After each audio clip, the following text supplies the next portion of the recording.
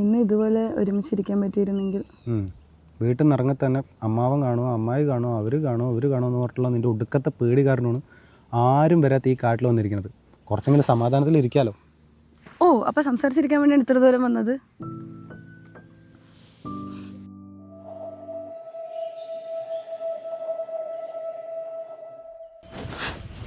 ശിവ, എന്തിനാ നിർത്തി കളഞ്ഞേ? തുടങ്ങിക്കോ.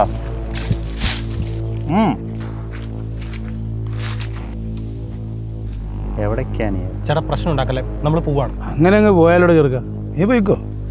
ഇവിടെ വിട വന്നോട്ടെ. ആണോ പിള്ളേരെ വീട്? നീ വന്ന കാര്യമോ നടന്നില്ല. ഞങ്ങൾക്കങ്ങനെ വെറുതെ വിടാൻ പറ്റുമോ? അതില്ല.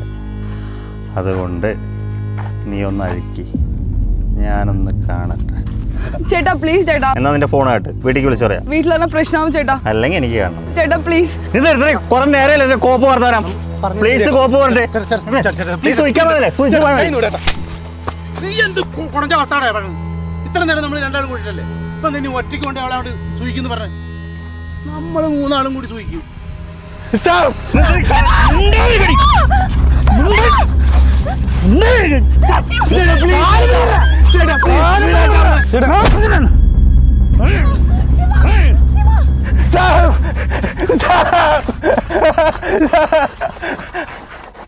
ഇത്രയും മതിയോ?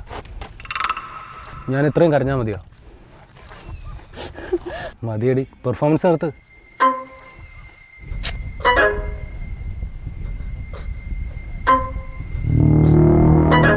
നിങ്ങൾ ന്യൂസ് ഒന്നും വായിക്കാറില്ലേ? എന്റെ വീട്ടിലേക്ക് വിളിച്ച് പറയണോ? ഒരാഴ്ച മുമ്പ് എന്റെ തുണിയിലാണ്ട് കാണണം. ഇതുപോലെ ഒരു ഒഴിഞ്ഞ കാട്ടിൽ വെച്ച് 3 പേര് കൊല്ലപ്പെട്ടു. സദാചാരം കളിച്ചതാ.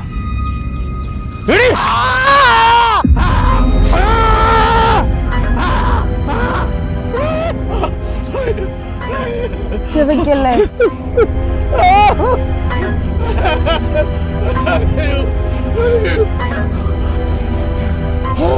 എന്റെ പേരക്കുട്ടിയുടെ പ്രായമല്ലോ, നമുക്ക് എന്നോട് സുഖിക്കണോ?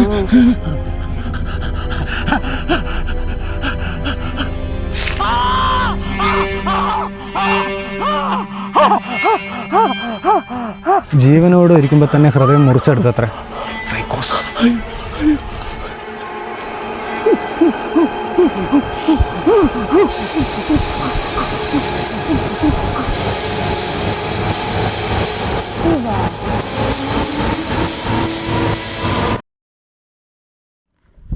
എപ്പോഴും ഇങ്ങനെ ഇരിക്കാൻ പറ്റിയിരുന്നെങ്കിൽ.